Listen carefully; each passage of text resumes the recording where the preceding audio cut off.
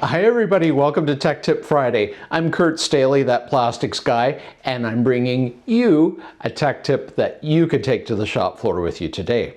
So one of the things that I get asked about on somewhat of a regular basis is how long are resins good for if they're sitting on the shelf? Is my aged inventory going to be of any use when I want to pull it down and actually run something? Well, it's not so simple an answer. Certain resins like polypropylenes, polyethylenes, polypropylenes even with compounded ingredients like talc or calcium elastonite, glass filler, perhaps in color, the resin is encapsulating all of these materials and it keeps it actually quite stable.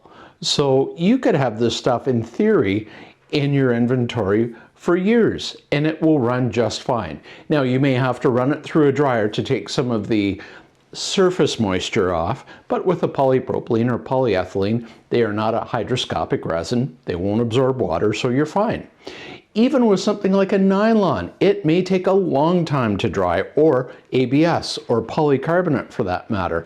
It may take a long time to dry because those are hygroscopic resins. They will absorb moisture and they will absorb a lot of it. So you could end up maybe drying for 6, 7, 8 hours before you could actually have it usable, depending on how long it's been in your warehouse, and of course depending on the humidity levels that you experience in your warehouse, which could be tied into geographically where you are. Where we are in Ontario, we get super humid summers, and those of you in the southern US will probably laugh at our idea of a super hot or super humid summer, but this is what we get. This is the temperature or the climate variations, seasonal variations that we have to deal with here. So those hygroscopic resins will definitely be affected. What else could be affected? One of the things I have definitely seen is flexible PVC. Flexible is interesting because it has a plasticizing agent compounded in along with whatever other fillers or colors that are required, based on the job that the resin was purchased for. But those plasticizing agents will over time leach out. If you recall the infamous new car smell from many, many days ago, decades, that was actually the plasticizer in a lot of the PVC.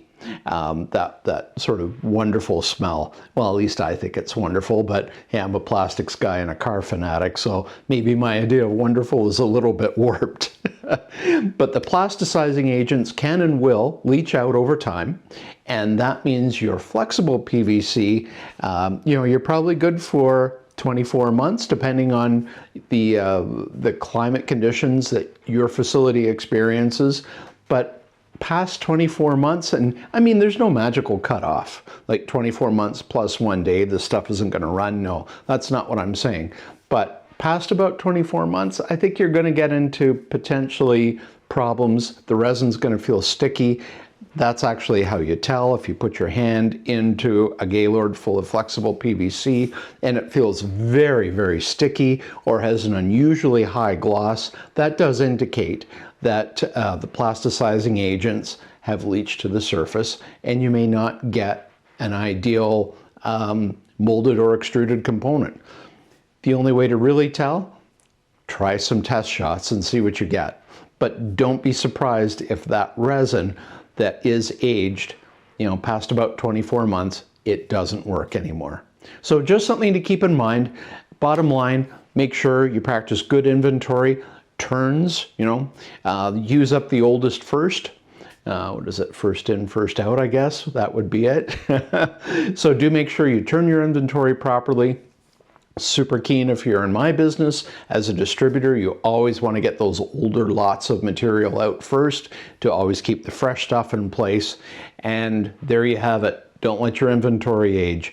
If you have absolute dead inventory, call a guy like me and we may try and buy it or help you to facilitate a sale to another molder, and you can get rid of that aged product and get some cash back in the bank account, which will probably be of more use to you.